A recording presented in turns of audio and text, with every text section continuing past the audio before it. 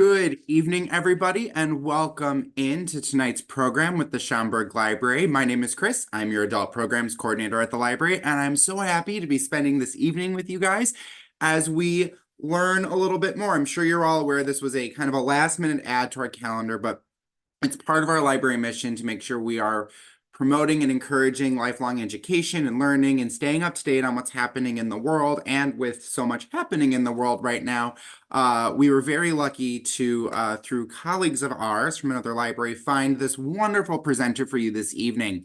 Now, before I hand things over to him, just a few friendly reminders for our Zoom audience. Your cameras and microphones are turned off. So if at any point during the presentation you're having some kind of technical difficulty and you need to get in touch with me to attend to that, use the Q&A button on your screen at the bottom or the top, wherever your Zoom toolbar may be. That's the best way to reach out to me, and I'll be able to go back and forth with you to help solve any problem you might be having during today's presentation. That is also the place that you're going to want to put any questions you have for today's presenter. Make sure you're throwing those into the Q&A as we go along, as you're thinking about the questions. We'll address all questions at the end of today's presentation. You will also have noticed that we have closed captions enabled, and you can turn those on or off as you would like. Now, without further ado, I want to introduce today's presenter. We are so lucky this evening to be joined by Dr. David Faris, an associate professor of political science at Roosevelt University and the author of 3 books. His academic work has appeared in Middle East policy, Arab Media and Society, and the International Journal of Middle East Studies. Everybody, please give me a very long, oh my gosh, end of the day, cannot speak, a warm virtual welcome, there we go, to Dr. David Faris. David, take it away. Thanks so much, Chris. Thanks for the kind introduction. And thank you to everybody in the Schaumburg community and the Schaumburg Library for inviting me to speak tonight. Very excited to share some history and context of the conflict that I hope will help everyone have a better appreciation of what's happening. So I've tasked myself with a pretty big thing tonight, which is trying to give you a lot of relevant context for understanding the events that we're seeing in the news. As part of that, I'm not really going to be sharing my opinion about what's happening, as much as I am going to be trying to give you the perspective of both sides of this conflict about the various historical events that we'll be talking about tonight. And I do look forward to taking your questions in the Q&A. So without further ado, I'm going to get started with a little bit of a framework for how I approach understanding historical conflicts in my field of political science and how many people in my field do this. So the format of tonight's talk is I'm going to be talking about 7 what I call critical junctures that provide the necessary historical context to understand this conflict.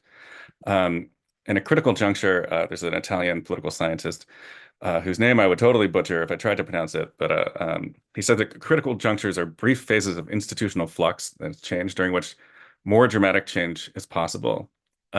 These choices close off alternative options and lead to the establishment of institutions that generate self-reinforcing path-dependent processes. That is a mouthful. So let me try to explain what that means. Path dependence is a really critical concept in the study of history and politics.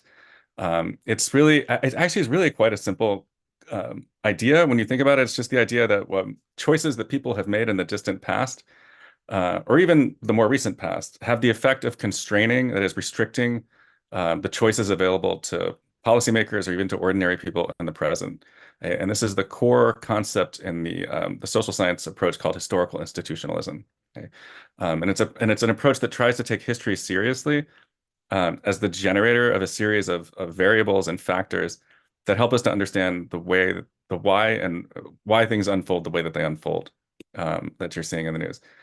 And so historical institutionalism, in my mind, is a helpful way of approaching the central puzzle of my talk tonight, which is why Israelis and Palestinians, even before the terrible events of October 7th, why they've been unable to agree on a durable settlement to this conflict, which has been going on for over 100 years now.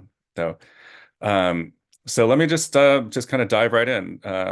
If you are looking for sort of a context to hang the concept of a critical juncture on, think about the New Deal, okay, and the various reforms that were passed during the New Deal, and then really important thing that was left out of the New Deal, right, which was healthcare or national health insurance or any kind of national health scheme um, that wasn't put into the New Deal. And that allowed a series of institutions to be created, including private insurance companies, and the whole kind of like very complicated system that we have of healthcare delivery today. The point I'm trying to make is not whether that's good or bad. It's more that the existence today of like a large private insurance industry with its own interests and lobbyists makes change much more possible, right? Because you have a lot of people invested in the status quo, and you have fewer choices available to policymakers than you would have in like 1933, um, when more radical change probably would have been possible in our healthcare system. Okay. So the first critical juncture that I would like to talk about tonight is the rise of Zionism itself. Okay. This is Theodor Herzl, is widely regarded as the sort of the intellectual founder of Zionism. And Zionism is again, at heart, I think a very simple idea, right? It is a nationalist idea which sought a separate state for the Jewish people. Okay? And the reason that Zionism began to catch on, particularly in 19th century Europe, is that it was a reaction to the material objective conditions of life for Jews in different parts of Europe at that time. Okay? There were many large-scale attacks on Jewish communities called pogroms, um, and also a sort of a widespread problem of racism against the Jewish people in places like France, even or the United Kingdom. Wherever you look, the idea that that Jews could just sort of like seamlessly integrate themselves into European society began to seem dubious to many Jewish thinkers of this time period. Okay? And this is also a time period in which nationalism is an idea really taking hold, not just in different parts of Europe, but also in other parts of the world. Some parts that were colonized by European countries, other parts of the world that were colonized or controlled by other countries, not in Europe. But the idea that like everyone should, each sort of linguistic group or ethnic group or national group should have their own country um, was a distinctive sort of development of the 19th century that, of course, reached the region of the Middle East. It was sort of alive in different parts of Europe, and these early Zionists identified historic Palestine, right, as the place that they think that they should create this homeland for the Jewish people. Okay, they didn't necessarily have in mind the exact borders that we see today, but there was still a continuous Jewish population, mostly in Jerusalem since antiquity, since the creation of the Jewish diaspora. And of course, this region holds tremendous sort of religious and cultural significance for Jews, in addition to, of course, Christians and Muslims. But by the 1880s, there were a significant number of people who were uprooting themselves from different parts of Europe and traveling to what is now Israel-Palestine to try to create this new community, this Zionist community, to create a homeland. I don't know if they would have even used the word state necessarily, but a homeland, a state, a country for the Jewish people. And I think most people date the beginning of large-scale sort of Zionist immigration to this part of the world to around 1880, 1882. Okay? That's when we begin to see more significant movement of people. And if you're steeped in this history, these periods of migration are known as aliyahs. Okay? So these are some population figures drawn from various sources, including Ottoman sources and British sources. But looking at the sort of the makeup of the population of what is today, again, what is today Israel-Palestine, you can see sort of dating back prior to the advent of Zionism, there was a relatively small Jewish community. Again, this was mostly in Jerusalem.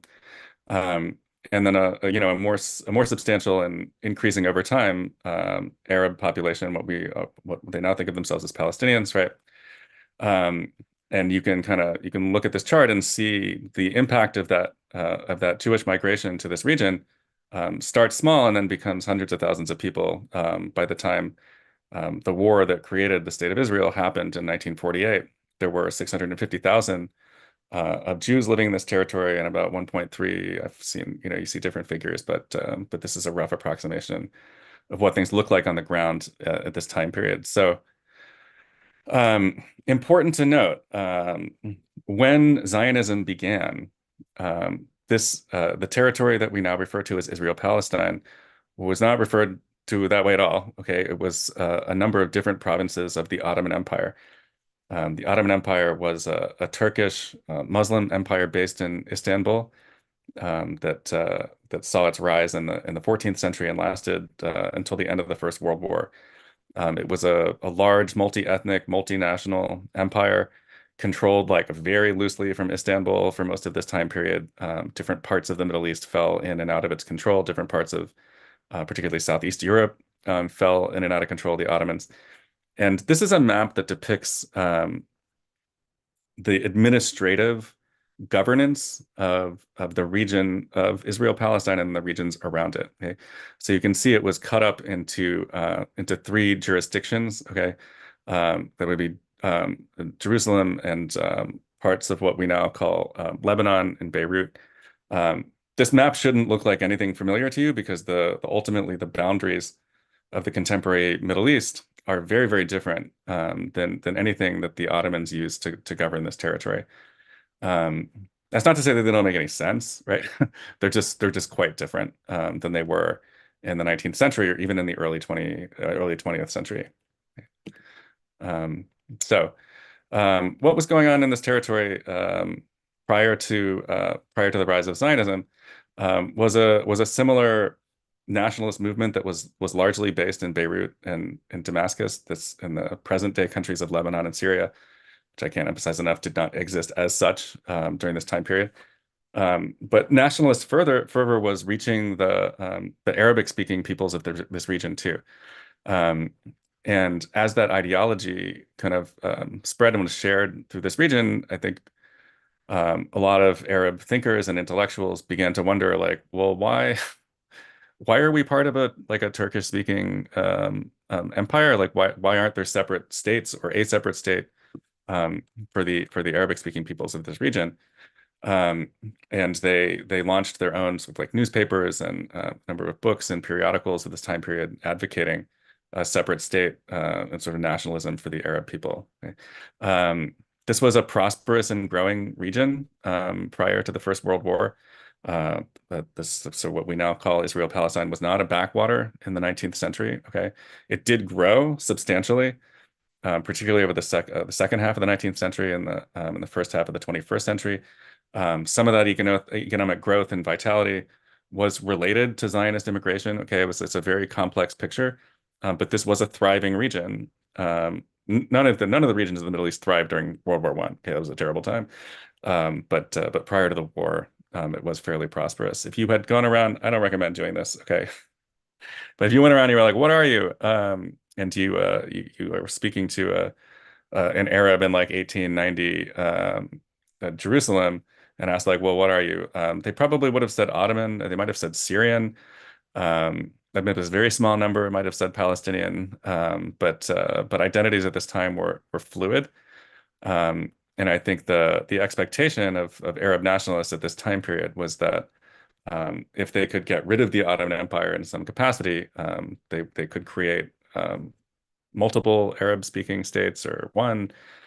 There were a lot of ideas being bandied about at this time period. And the Jewish immigrants who were coming to this area prior to the First World War were largely seen as like economic competitors rather than political competitors. It was not obvious as of say like 1910 that the Zionist movement was going to lead to this conflict between the Arab population of Israel-Palestine and the Jewish population of Israel-Palestine. Okay, that only kind of became clarified during and after the First World War, um, when the British did some of the things that they did that I'm going to move on to. Okay, so again, just keep in mind I'm trying to do a lot in 45 minutes. Okay, I chose 7 things. It could have been 12. It could have been 20. Important to note that all the 7 things I'm talking about tonight are themselves the subject of like a 75-minute lecture for the class that I teach on this. Okay, so some details, some things are going to get left out of the picture here. but the hope is again to provide you a kind of a broad contextual overview that helps make sense at least of what we're seeing. Okay?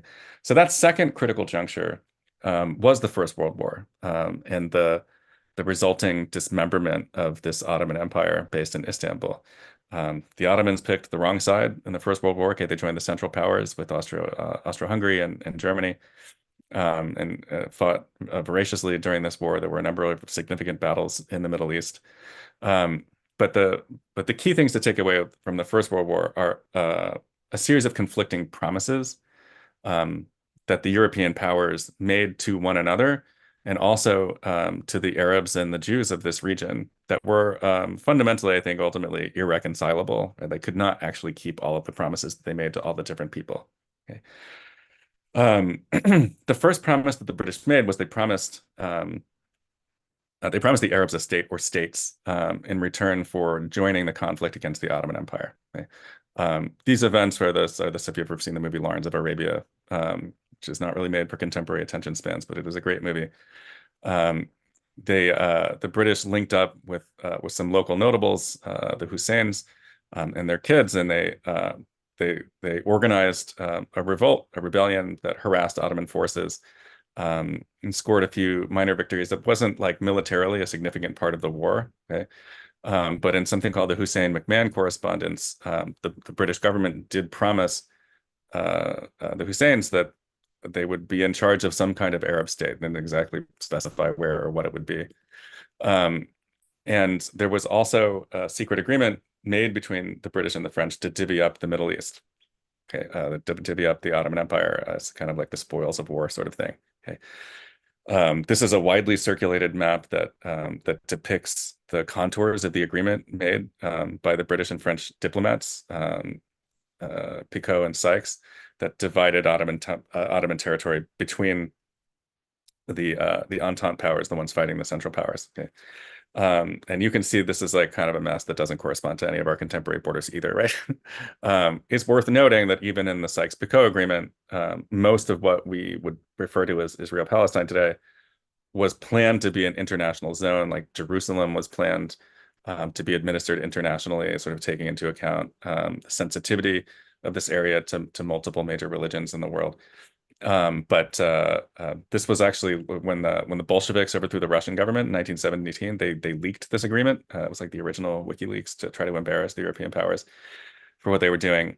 And then the final promise was, of course, it's called the Balfour Declaration of 1917, in which the United Kingdom's Foreign Minister Arthur James Balfour promised British support, and I quote, for the establishment in Palestine of a national home for the Jewish people. And there was a little bit of text after that said, as long as it doesn't like mess with the lives of the people that are already there. Okay. And so you have, again, there's three promises, right? You've got the Hussein-McMahon Correspondence promising an Arab state. You've got Sykes-Picot basically promises the French half of the spoils here, and the British would dispose with the rest as they see fit. And then you have this Balfour Declaration that promises, basically promises the Zionist movement that they will create a homeland for the Jewish people in this territory. Okay? And good luck resolving all of those three things. They created a very difficult situation for themselves. And in the aftermath of the First World War, the precursor to the United Nations, the League of Nations, was created. And the League of Nations came up with a scheme called the Mandate System, in which they awarded some of the territory of the former Ottoman Empire after it was dismembered to different European powers, primarily the French and the British. And so what you're looking at here is a map of the original British mandate in 1920. And the French mandate, you can see there is no country of Lebanon here, right? This is all the French mandate. The French had talked about splitting the purple part here into 6 different countries. They ended up just making 2 countries. And the British were responsible for governing. And the idea of the mandate was like you were going to prepare people for self-governance, okay? So it was a sort of bit of a patronizing idea, like that people were not ready to govern themselves. And so the British did one thing. They created a new country called Iraq that stitched together like multiple provinces of the Ottoman Empire into a single country, and they empowered a minority, the Sunni Muslim minority of that territory, to govern the place, and that would cause a lot of problems later on. And they divided this Palestine mandate into two pieces. To the east, they created the country of Jordan, okay, what was then called Transjordan, and to the west became known as the British Mandate in Palestine. Okay. Um, and that is the sort of the territorial division. In 1921, they split their mandate into two pieces. One of the children of the leader of the Arab Revolt was placed on the throne of this new country of Jordan, even though he was not from there. That's like a whole other story. And then the British had to figure out what to do with Palestine, which already had some problems that the British needed to kind of like figure out what to do about. Okay. Um, and so to I'll just go back here for 1 second. Um, the British made some halting efforts to integrate the Jewish and Arab communities into a single polity. Okay? Those efforts did not work. And by the mid 1920s, the late 1920s, at the very latest, the two communities had created separate systems of governance and institutions. The Zionist community had their own parliament. They had different armed forces, right? Like it was a scholar named Mark Tessler who wrote this really marvelous 1,000-page history of the conflict called, very creative, The Israeli-Palestinian Conflict. Tessler has unfortunately not updated this book in a long time. I think the last update was in 2009 or something. But it remains in my mind the sort of the most magisterial and broadest focus take on the conflict. And he calls this period the dual society in the British Mandate in Palestine.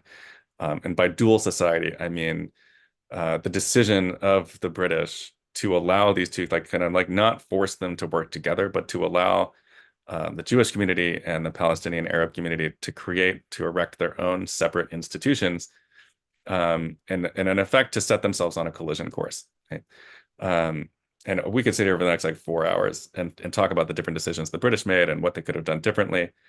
But there was significant communal strife even by the late 1920s, as I think the Palestinian community began to regard their national aspirations as irreconcilable with that of the Jewish community. There was wide-scale violence beginning in 1936 that became known as the Arab Revolt. It's very confusing because I know there was just an Arab Revolt in World War I. Okay. But we refer to the events that began in 1936 also as the Arab Revolt. And what the British did was they made their first effort to divide this territory. It was called the Peel Commission Plan, and it was the first effort to partition this piece of the British Mandate. And it was also unsuccessful. Okay. The third critical juncture that I want to talk about tonight is the Second World War itself.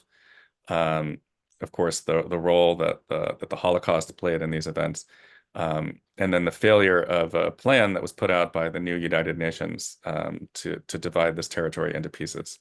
Okay. When the Second World War began, the British decided that they needed to pacify the population, this already kind of warring populations of the British Mandate in Palestine.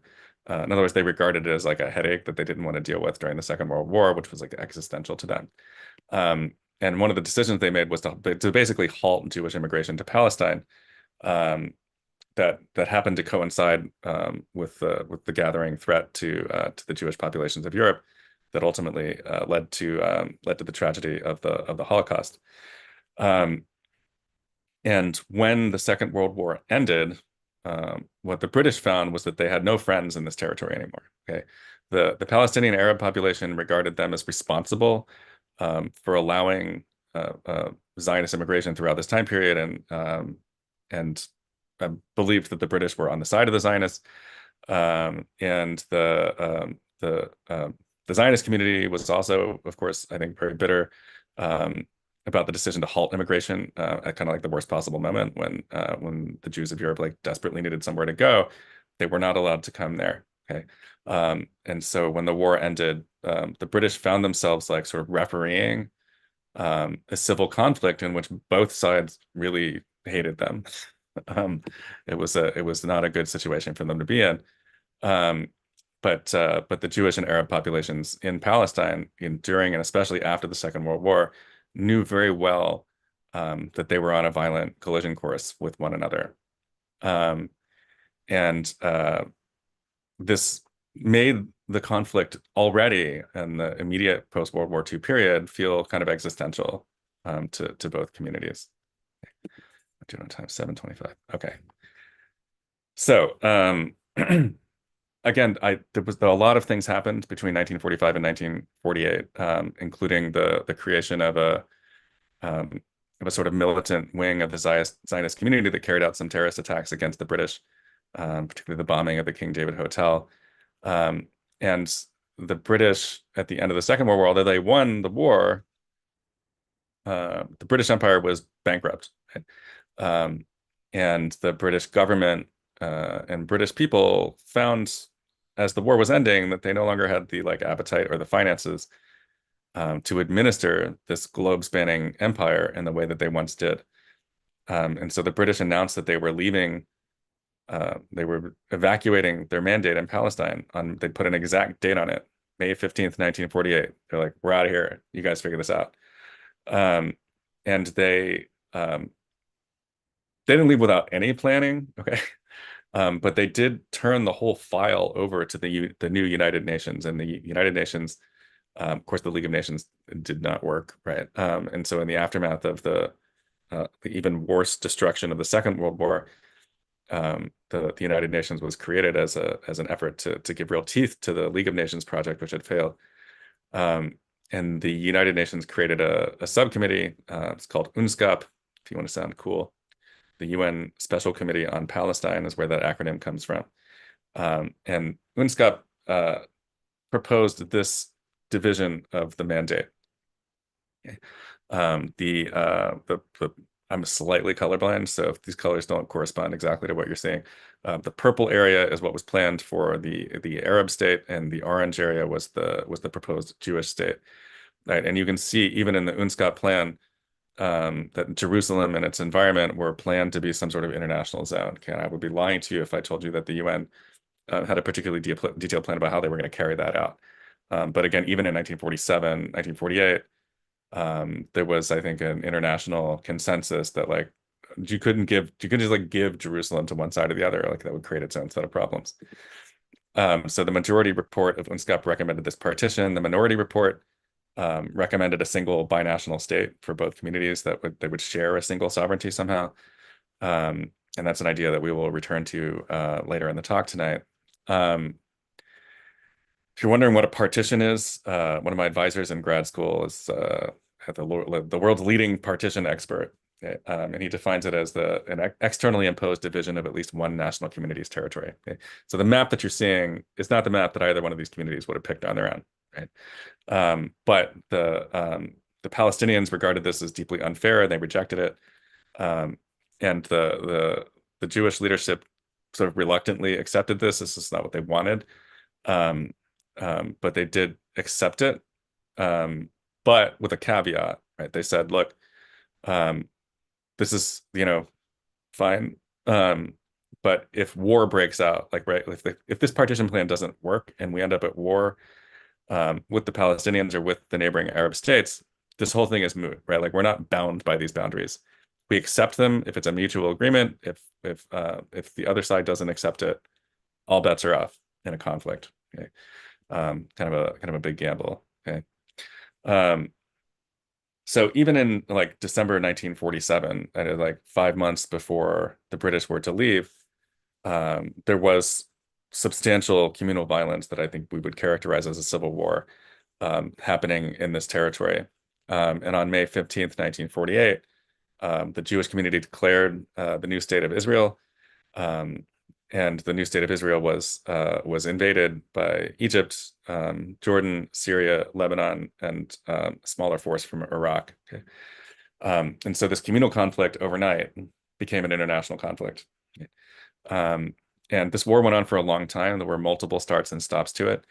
But ultimately, the new state of Israel did prevail in most respects and expanded the boundaries of the Jewish state beyond what the UN had envisioned for it in the partition plan. And when the war ended, with the new state of Israel having sort of successfully established itself, these are the borders.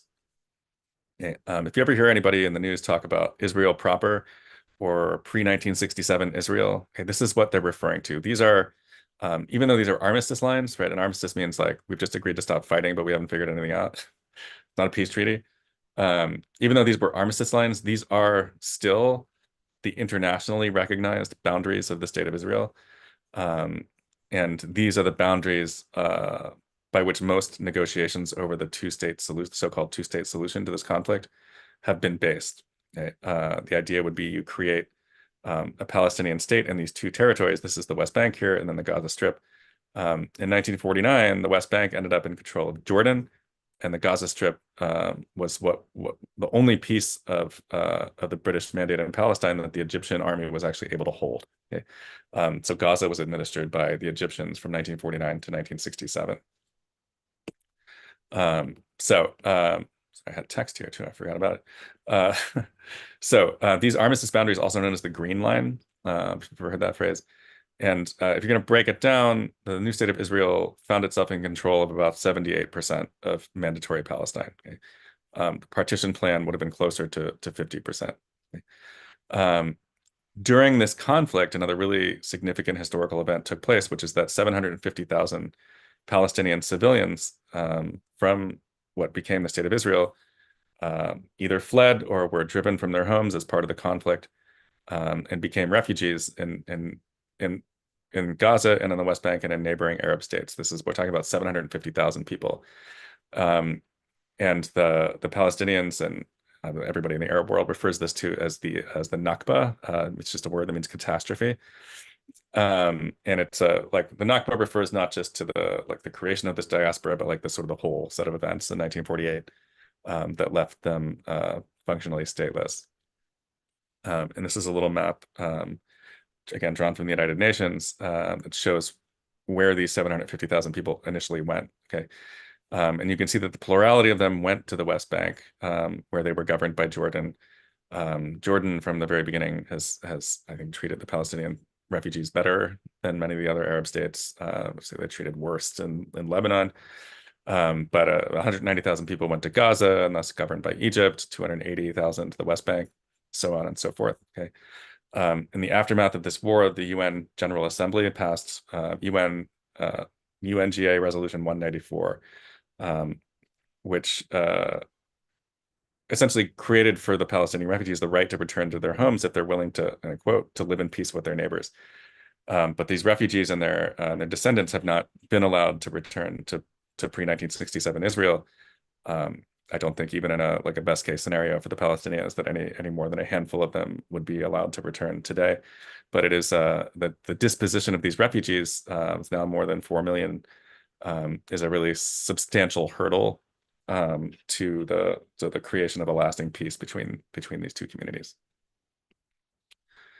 Okay. Again, a lot happened between 1949 and 1967, but in terms of critical junctures, I'm going to focus on 1967. 1967 was the culmination of a long period of tension. There had been a war between Israel and several of its neighbors and the UK and France, kind of a long story, in 1956. But there had not been any major territorial revisions to the boundaries between the state of Israel and its neighbors. And as tension built between Israel and particularly Syria and Egypt, Jordan did not actually want this war at all, because we all know the story. But Israel launched a surprise attack on June 4th, 1967, that was very successul.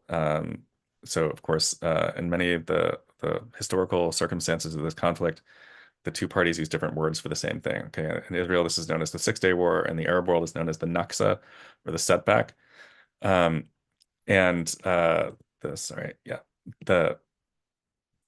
key. Sorry, the attack was launched on June 5th. We refer to the June 4th, 1967 borders. On June 5th, Israel launched this surprise attack. The key event was wiping out the Egyptian Air Force on the ground before they even knew what was happening to them.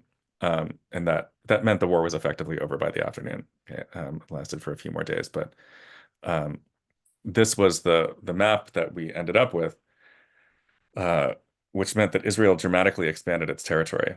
Okay. In terms of how the two sides view these events, okay, there's various justifications for why Israel struck first. In other words, they will claim that Egypt in particular took a number of actions, including closing the Straits of Tiran here to shipping, that Israel regarded as an act of war. And Syria was being very threatening as well, and a lot of troop movements. At the end of the day, right, the Israelis struck first, and they seized the Sinai Peninsula and the Gaza Strip from Egypt. They seized the West Bank from Jordan, in this territory here called the Golan Heights from Syria. So overnight, the sort of the size of Israeli territory had more than doubled. Another 300,000 Palestinians became refugees over the course of the 1967 war. And Israel was faced with a choice at this point. This is where the aftermath of this is where we get the idea of land for peace in UN Security Council Resolution 242. And there's some, I could talk for another 40 minutes about the negotiations around UN Security Council Resolution 242. It's kind of a long story. But the basic choice was like, could Israel, if it returned the territory that it seized in 1967, could it exchange the territory for a lasting and durable peace, in which the governments of the different Arab states that border Israel sort of accept that Israel is here to stay, okay? Or should they keep these territories, right? And that was a significant debate inside of Israel. And the reality is that Israel decided to send Jewish settlers into many of these territories, okay? But the focus was always on the West Bank. There were a smaller number of Israeli settlers who went to Sinai, who moved to the Gaza Strip, and the Golan Heights, but the main action was always in the West Bank, which had, of course, some religious significance for Jews. So these settlements are illegal according to widely accepted interpretations of international law, and those settlements became part of the sort of the negotiating process between the two sides when we finally got to that point. Another war was fought in 1973. I don't really have time to get into, but the takeaway was the Israelis were convinced over the course of this war that was largely fought by Egypt. Sort of it was a surprise attack across the Suez Canal. It's worth noting that Israel seized the Suez Canal, which was closed for like 10 years.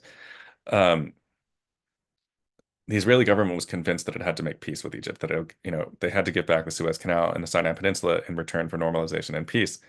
And that's a process that began in the immediate aftermath of the 1973 war and culminated in the Camp David Accords of 1978 that were negotiated by American President Jimmy Carter and Israeli President Menachem Begin and Egyptian President Anwar Sadat. Really sort of earth-shattering development in this conflict. By 1978, we had like 30 years of more or less nonstop conflict, and Egypt was the first state to make peace with Israel. And it was very controversial at the time for a variety of reasons, but including because the Palestinians felt like they were being abandoned. In other words, their most significant military patron was cutting a deal with the Israelis. But that peace has held through thick and thin for 45 years. And as this was happening, of course, Israeli settlements in the West Bank were growing. I mean, the vast majority of this growth took place in the 90s and the 2000s. But you can see here, this is a chart from Vox, which is a left of center site, but it's a good representation of how the numbers developed over time. Again, these settlements are considered illegal under international law, but have a really significant constituency inside of Israel, and vote and don't want to be uprooted. So the fifth critical juncture I want to talk about tonight is called the Oslo process. Okay.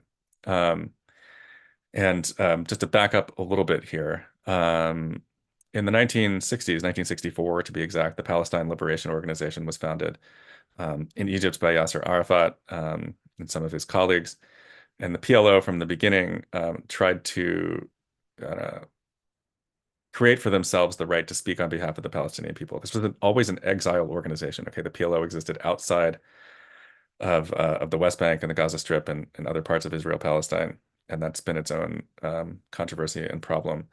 The PLO was responsible for a number of acts of international terrorism in the 1960s and 1970s. Um, Probably the best known is the attack on Israeli athletes at the Munich Olympics in 1972. That terrorism was designed to draw attention to the Palestinian cause, right? Like by the 60s, the PLO had decided that that the solution to this conflict would be the creation of a Palestinian state. And of course, at the beginning of the PLO, their vision for a Palestinian state was like all of the territory of the British Mandate, right? And like the state of Israel will disappear. Um, Over time, the PLO moderated that position, and eventually in the late 1980s came to at least in theory accept the idea that the solution to this conflict would be the creation of a Palestinian state to exist alongside of Israel, right, rather than like replacing Israel. Okay, and the events that set into motion the Oslo process began in 1987 when something called the First Intifada. Intifada is an Arabic word that means to shake off. That's like the literal meaning. The colloquial meaning is an uprising. Okay. In 1987, Palestinians in what we refer to as the occupied territories, that's the West Bank and Gaza Strip that are being administered by Israel, have, demonstrations and labor strikes and marches, and some, especially at the beginning, but pretty low level violence. But it was mostly at the beginning a peaceful uprising, um, demanding, sort of recognition of the Palestinian national struggle. The collapse of the Soviet Union in 1990 and 1991 also deprived the states of what we call the confrontation bloc, primarily at this point, that's Syria and Iraq, who are just like opposed to any idea of accommodation with Israel. Those countries lost their primary military patron, right? And this had the effect in some ways of isolating the Palestinians further, but also um, relieving some of the military pressure. I think that Israeli leaders felt that they couldn't negotiate with the Palestinians. Um, And so it was during this time period, Israel was having this rotation between the left and right and government. But the PLO and some elements of the left in Israel came to believe and came to begin to act on the idea that a territorial compromise was the only way to resolve the core of this conflict, which was between Israel and the Palestinians, and that the creation of some kind of a Palestinian state would be preferable to ongoing conflict that lasts until the end of time. Okay? Um, the uh, the negotiations that led to Oslo were secret. They were conducted in Oslo, Norway. That's why they're referred to as the Oslo Accords. I don't know how the people of Oslo feel about this at this point, but um, this began with the Declaration of Principles, known as the Oslo I, or the first Oslo Agreement. And this agreement was formalized on the White House lawn with Bill Clinton taking credit for something he had nothing to do with this very painful and strained handshake between between Israeli Prime Minister Yitzhak Rabin, who would be assassinated shortly thereafter, and PLO Chairman Yasser Arafat. Spelling error there, sorry. The idea of the first Oslo Agreement was that what they call the final status issues, would be done in 5 years, and the conflict would be resolved. Okay. But by final status issues, we mean all of the most difficult and contentious things in this conflict, right? Like what's going to happen to the Palestinian refugees? Like how are we going to govern the holy sites in Jerusalem? What would the boundaries be? Like who will be responsible for security around a Palestinian state? So it's like all of the toughest things that they had to negotiate, they kind of kicked down the road. And the idea was that they would build confidence through the creation of a self-governing Palestinian authority that would gradually be given more and more responsibility over the governance of the West Bank and the Gaza Strip. So in other words, it was a phased agreement, in which when both sides fulfill their side of the bargain, like Israeli forces would withdraw, the Palestinians would take control.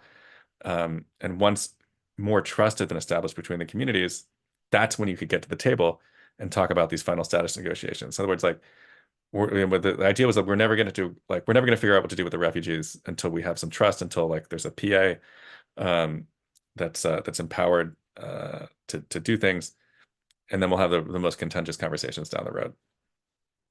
This did not work. The signing of the Declaration of Principles, Oslo I, ignited immediate hostility and violence from extremists in Israel and in the Palestinian community. Okay, in other words, both sides had something to do with torpedoing this agreement.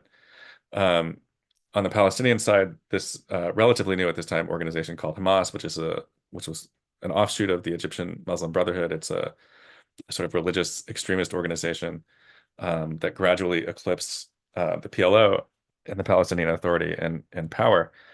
Um, Hamas launched a series more than a dozen suicide bombings between the signing of the Declaration of Principles and the assassination of Yitzhak Rabin later that year. These were horrific acts that cut to the very core of Israeli society, made everyone feel insecure.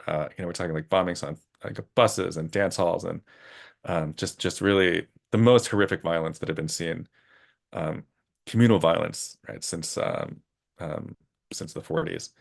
Um, but it wasn't just Hamas. Okay, there was a something the Goldstein massacre in which 29 Muslim worshippers were killed by Jewish extremists in February 1994. Just a mass murder. And then a Jewish extremist who was opposed to the Oslo process, was opposed to territorial compromise with the Palestinians, assassinated Yitzhak Rabin, who was the architect of these accords. Okay?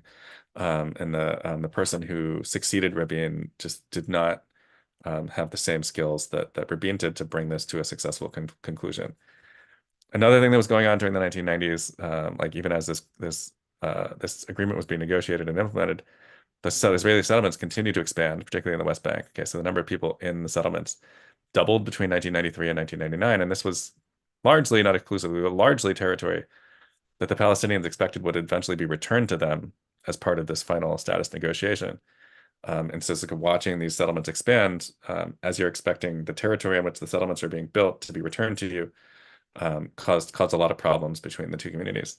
And then Rabin's whole governing coalition was replaced by a coalition led by Benjamin Netanyahu in 1996, who was elected for the first time on a platform. Likud is the political party that Netanyahu was a part of at the time.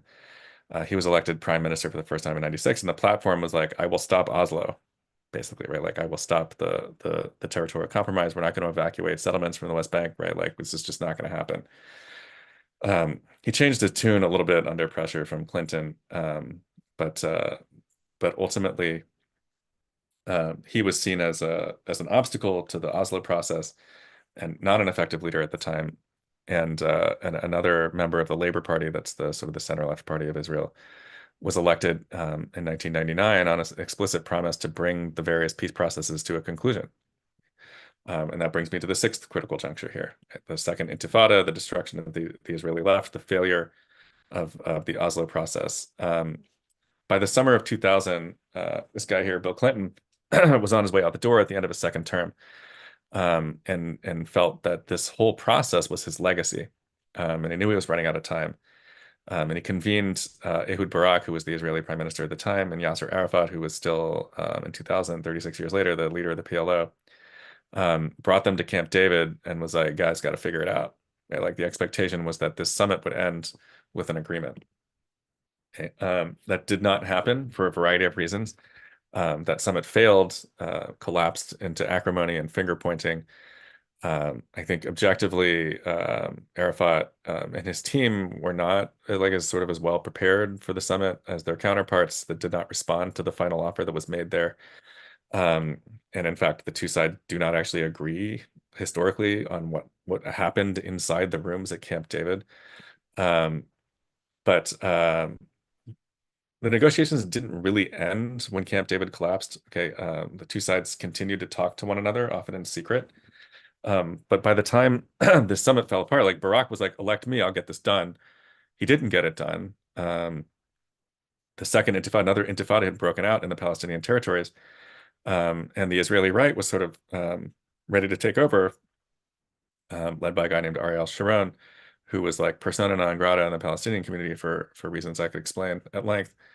And then that was married with a new suicide terrorism campaign led by Hamas initially. It was later joined by elements of Arafat's organization, that carried out even more horrific suicide attacks in the first 3 or 4 years of the 21st century. And the collapse of this process, the outbreak of the Second Intifada, has seemingly permanently destroyed the Israeli left. Okay, in a 120-seat parliament, the party of Ehud Barak, I believe, holds 4 seats right now. And Israel has elected a series of either center-right or right-right governments for the whole of this century. Um, to stop the terrorist campaign of the Second Intifada, the Israelis built a wall around the West Bank. That's again, remember, two names for everything in this conflict. It's either the separation barrier or the apartheid wall. Um, but the fundamental takeaway here is that the collapse of this peace process was enormously destructive to the project of creating a separate Palestinian state. Okay. Um, there's a lot of contention about the final proposal made at Camp David. I think the reality is somewhere in the middle. This is from another really good book about the conflict called we're not getting creative with the titles here, The Arab-Israeli Conflict by David Lesh. The Palestinians contend that they were offered a series of basically 3 non-contiguous territories in the West Bank.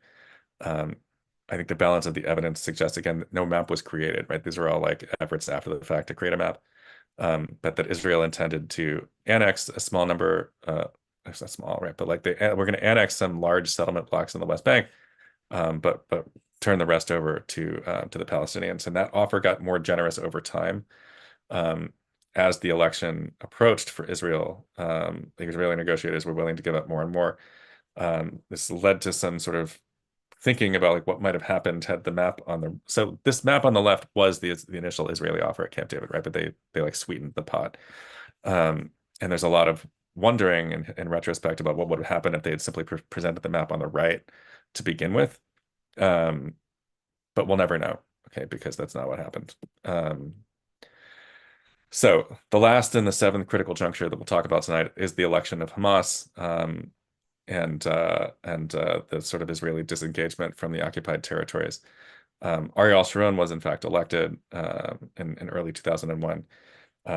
In the midst of the Second Intifada, he decided to withdraw Israeli forces and all of the settlers from the Gaza Strip, about 10,000 people. It was a unilateral withdrawal. It was not negotiated with the PA. But the Americans under George W. Bush at this time really believed firmly that you need to have elections and democracy to resolve this conflict. They wanted the PA to hold elections, and those elections were unfortunately won by Hamas. This was in 2006. And there has not been another election since. This led to a split in the Palestinian leadership, where Hamas rules the Gaza Strip. The PA retook control of the West Bank after this election, which nobody really wanted. And I would say not particularly any serious negotiations have taken place between Israel and the Palestinian leadership since 2008. Israel annexed the Golan Heights and East Jerusalem, may yet do so with the West Bank and Gaza. We're not really sure what's going to happen here, but that leaves us with various different solutions to the conflict. I'm going to stop here. I'm going to leave the map up in case people want to ask me about the 1 and 2 state solutions, but we don't have that much time left. I want to make sure that we get to some questions. So thank you so much for listening to me.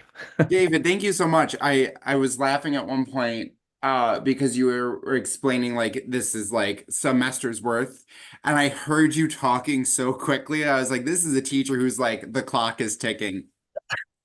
You did a great job. We do have a couple of questions. Any of our at-home guests who have questions, throw those in the Q&A. The first one's got a couple of questions wrapped into it, so I'm going to do my best to get it all. Can you explain how many Arab states and nations are there versus how many Jewish states are there, and how does their total land mass compare?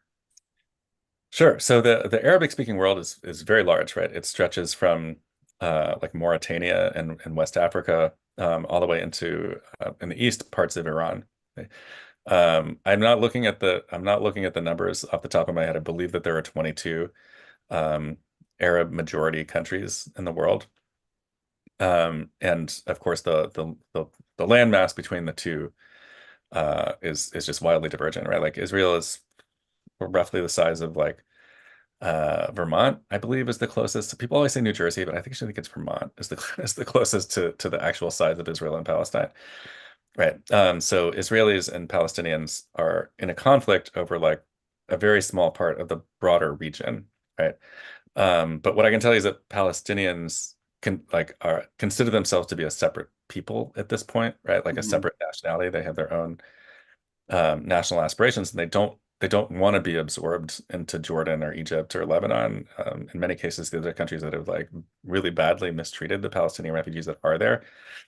Um, and so while it is true that there are 20 something Arab countries, this conflict really at its heart is about the 13 million people of Israel and Palestine who have to figure out a way to share this territory in some capacity, right? Whether that's two states, whether that's one state, whatever the ultimate solution will be, the Palestinians I won't really except unless they're forced to, expulsion to these other countries or whatever the case may be.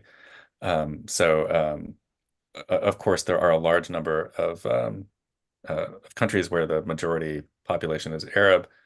And many of those countries are also ethnically diverse. And another thing, I did see it briefly in the chat here, is that many of the sort of like the Jewish populations of these countries, this region used to be much more ethnically diverse inside of each country, but as a consequence of this conflict, um, Israel sort of welcomed any Jews from Egypt, Syria. When I was traveling through this region in grad school, I visited one of the last communities of Jews in Egypt. It was really an interesting trip for me.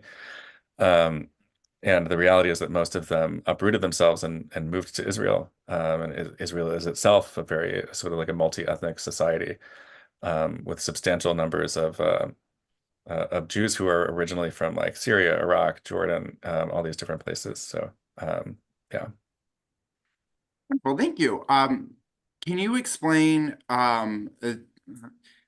I can't fathom how to answer this question, so I'm hoping the political scientist in you has got this one. How is Israel supposed to defend its borders on any of the maps that you had shown? Um, Sure, sure. It's a great question. I mean, it's a significant point of contention. It's something that's a sticking point in the final status negotiations. If you go back to Camp David in 2000, initially Israel wanted control of the whole border, the eastern border with Jordan. If you can see my cursor where it's going down right now. They wanted control of security in the Jordan Valley. The idea being that Israel is a small and narrow country that like could be theoretically overrun by an invading army in a short period of time. Okay? And there are people in Israel who regard the 1967 borders as fundamentally inadequate to be able to provide sort of long-lasting defense in the case of a conflict.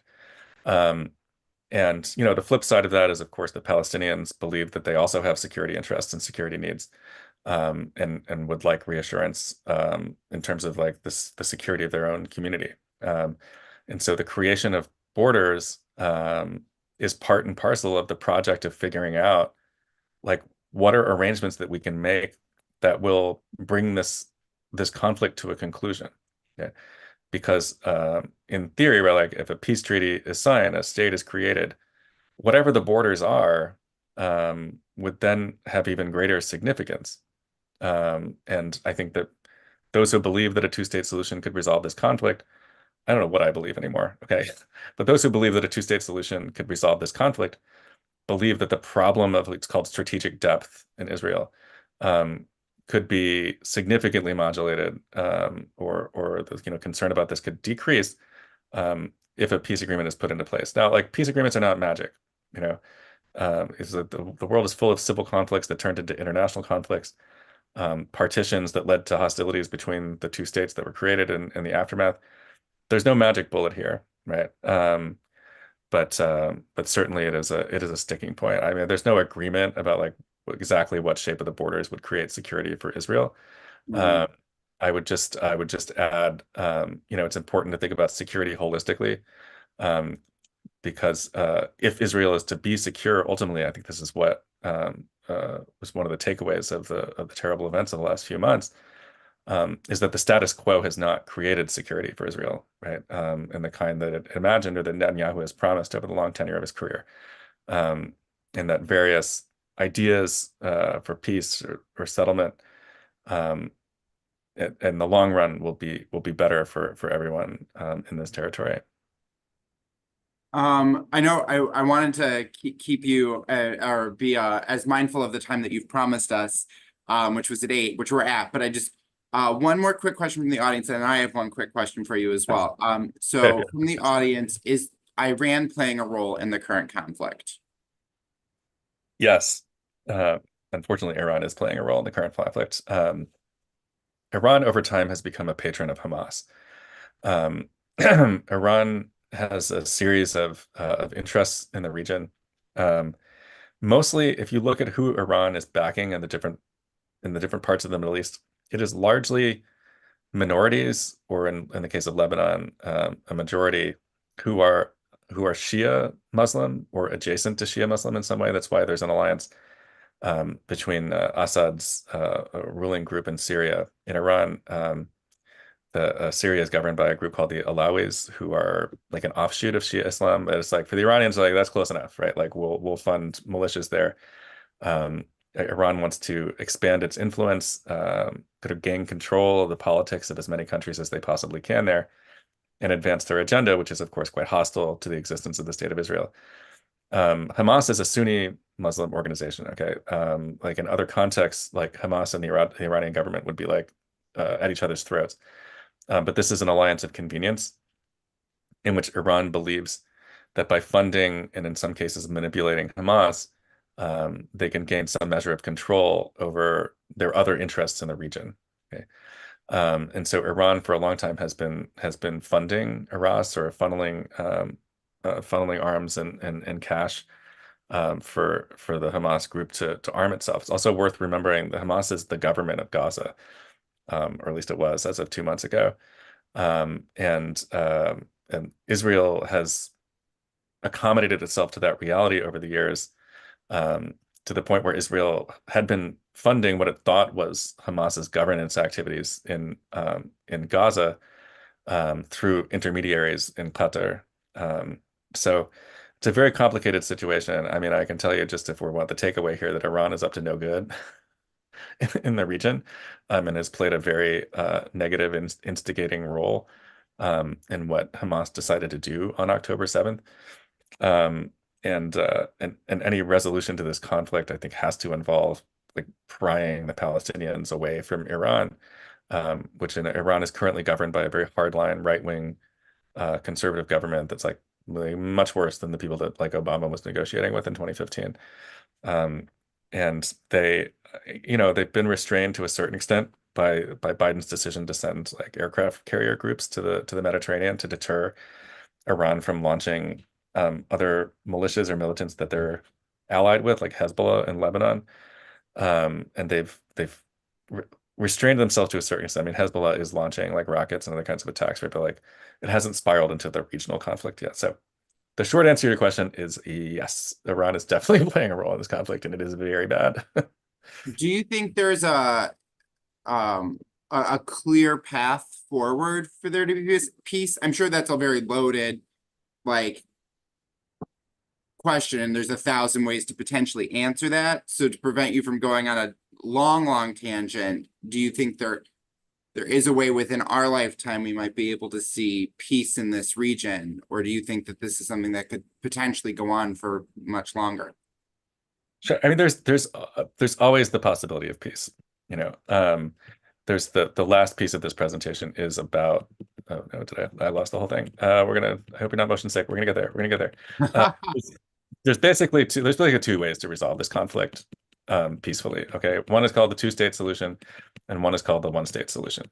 And both of them have their backers and their theorists. The two-state solution would see the creation of a Palestinian state in the West Bank and Gaza Strip. We have come very close um, to an agreement on a two-state solution in the past. In other words, we're much closer to the framework and the architecture of a two-state solution in theory than we are to like whatever a one-state solution would look like. By one-state solution, I don't mean like anyone is the victim of a mass killing or anything. Like one-state solution means whatever you think of it. Like its proponents believe that you're creating a one state for two peoples, and you have to create the governing architecture so that both national communities share in the decision making and are safe and secure. Okay? Um, there are, of course, significant obstacles to both of these things. One is that Israel has annexed parts of the West Bank that would theoretically go to the Palestinians in a two-state solution. They used to talk about Jerusalem as like one capital for two peoples, and that at least according to the current Israeli government has been taken off the table. Um, and it's hard to see even before October 7th, right? It's hard to see the Palestinians agreeing to a two-state solution that doesn't in some way turn over pieces of Jerusalem to them to be their capital. Like you can't just like create a house in the desert and be like, that's Jerusalem. You can call it whatever you want, right? The other problem with the two-state, but also the one-state solution is, of course, like trust. There was a tremendous lack of trust between the two communities even before October 7th. And what Hamas did was like just obliterated the goodwill of so many people who would have wanted a compromise with the Palestinians. Um, and it's really hard to see that trust being rebuilt, right? On the flip side, um, again, like whatever you think of the decisions that the Israeli government is making right now, things are very bad for civilians on the ground in Gaza. Um, and that was the case before this conflict, but it's especially true now.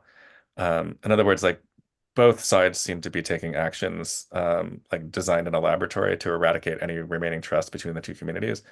I mean, it will be very difficult to come back from that and get to a two-state solution. It's also been a couple of decades since they talked seriously about the tough final status issues that I brought up before. Um, and then there's this one state solution idea, right, which would essentially mean creating a single sovereignty, right, a single government to rule over Israel, the West Bank, and Gaza. There are models in political science, because it's kind of a long story. It's called consociationalism, right? But it's characterized by the autonomy of the major communities involved in the situation. Um, like Northern Ireland is a good example of the kind of government that one state solution advocates believe could be put into place, in which neither like Protestants nor Catholics can like make big changes to policy without the other. And it's very complicated governing institutions could be put into place. The problem here, to be honest, is that the proponents of the one state solution are mostly like activists and academics. And the idea does not have a ton of buy-in, especially in Israel, but also not really in Palestine either. Um, and my question for the one state solution has always been like, wait, if we don't have enough trust for two states, if we don't have enough trust to get a divorce, like how are we going to repair the marriage? Um, and so I think functionally we're farther away from an agreed upon one state solution. Although there's a good book about this conflict called Paradigm Lost. And this guy, Ian Lustig, he was also one of my advisors in grad school. He's like, look, the reality right now is there is one state. It's called Israel, right? And the question is like, what or how will Israel govern the Palestinians? You know, at the end of the day, there can either be war and conflict or there can be peace. And while peace seems further away today, honestly, than it has in a long time, the circumstances on the ground can change rapidly. Like new leadership can come into place with new ideas and new ways of building trust. Um, I'm certainly not ready to give up on the idea of a negotiated settlement of some sort in Israel-Palestine. I'd be lying to you if I said I thought we were closer to it than we were on October 6th. But the reality is like there wasn't a ton of movement prior to the events of the last couple of months. And in some ways, a big sort of like earth-shattering set of events like we've witnessed could, in theory, shake things loose on both sides, and maybe bring into power some leaders who are committed to either of these processes. I mean, another problem here is that neither Israelis nor Palestinians currently have leadership that is committed to either one of these visions, and so we'll kind of stumble along with the status quo. I think until that leadership gets put into place, one way or the other. Well, like I said, I want to be respectful, but one final thing, we're a library. So the most important thing I need to know, and my patrons need to know, is if they are interested in continuing learning more about this topic, which obviously is so complex and is very rich in the amount of information there is, especially since you said, again, this is a semester worth of content that we crammed into 45 minutes. Where would you recommend they go? Are there documentaries, videos, books, YouTube things? Where else can they go? I mean, obviously, you guys can go to the library and ask your reference team for help with research. That's partially what they're there for, right? But we got an expert right here, David. Where would you recommend they go?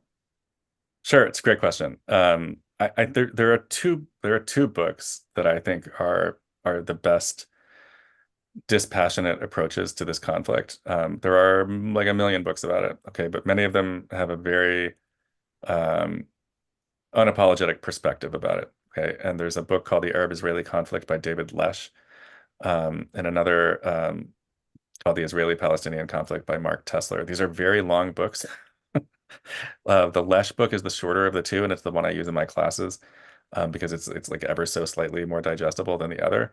But they are both like very broad scope histories of the conflict that go back to the Ottoman period and trace the rise of Zionism, walk through all of these conflicts, and I think to the greatest extent possible, they present to you what happened without making judgments about it. Like in other words, they'll tell you about the competing narratives of these events, but they're not coming down on one side or the other. And I really appreciate the objective sort of dispassionate analysis, which is very hard to find in this conflict. Frontline did a really good documentary. It's the name is escaping me. I did watch it recently. It's a little dated. It's from the early 2000s, and there hasn't, to my mind, been a good like uh kind of full scope documentary about the conflict. Like there has, right? But like one of them was produced by Al Jazeera. And while it has a lot of good information, it also has a very strong perspective. Yeah, that's like not going to be to everyone's liking. So my best advice is to go, um, Chris, I don't know if you want to, go pile up copies of these books or anything, but but those two books, those are the ones that I recommend to my own students, and to, friends and family who want to know more about this. I think they're the best thing out there, and I'd be happy to be in touch with any of your patrons. So sorry, one is called The Arab-Israeli Conflict by David Lesh. The other is The Israeli-Palestinian Conflict by Mark Tessler. They both have not been updated super recently, but the Lesh book was updated in, I want to say 2017 or 2018. It's really scary to think that 2017 isn't considered recent anymore. Oh, I know. I mean, when we talk about the Clinton administration, my students refer to the late 1900s. So Oh. and it's just it's like a knife to the heart, makes me feel very old, but time marches on. And one of the difficulties of teaching this class is you keep getting new history. Mhm. Events keep unfolding. Um, and I was teaching a class on terrorism while this happened, and it's very fraught and it's very sad. I mean, the whole thing is just it's really tragic what has happened. And I know I'm still hopeful that things can change for the better. David, I'm sorry, I have one guest who and I'm gonna type the response so that everyone can see it. Can you repeat the names of those two books one more time for us? Yeah, sure. The one is called The Arab-Israeli Conflict. Yeah. That's by David Lesh. It's Lesch is his name. Lesch. And then the Uh, other one? the other one is called The Israeli-Palestinian Conflict, by Mark Tessler, Tessler. Gosh, Um, I'm butchering this. What was his last Tessler, name? Sorry. Tessler, so Tessler. Tessler. That's the book that I read as a teaching assistant in graduate school like 20 years ago. And it's 1,000 pages long. I'm not going to lie to you, but you will Oh, know whoa. everything you will ever need to know about this is in that book. I promise. Do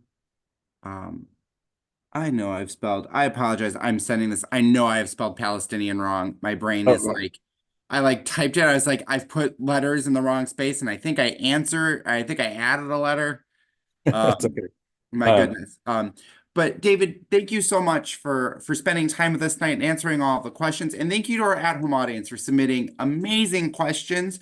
Um, If you want to go back through, I know we digest a lot. This presentation was recorded, and it will be available on the Schaumburg Library YouTube channel. So if you want to go back and re-go over all the information we learned tonight, please head over there and check that out. And David, thank you again so much. And everybody, have a wonderful holiday season. And David, you also have a wonderful holiday season. Thanks, Chris. Thank you so much. Thank you, everyone. Thank you for inviting me out. I hope it was useful for everyone. I'm happy to be in touch with you. If you want to email me at my Roosevelt address, I'd be happy to answer any questions you have.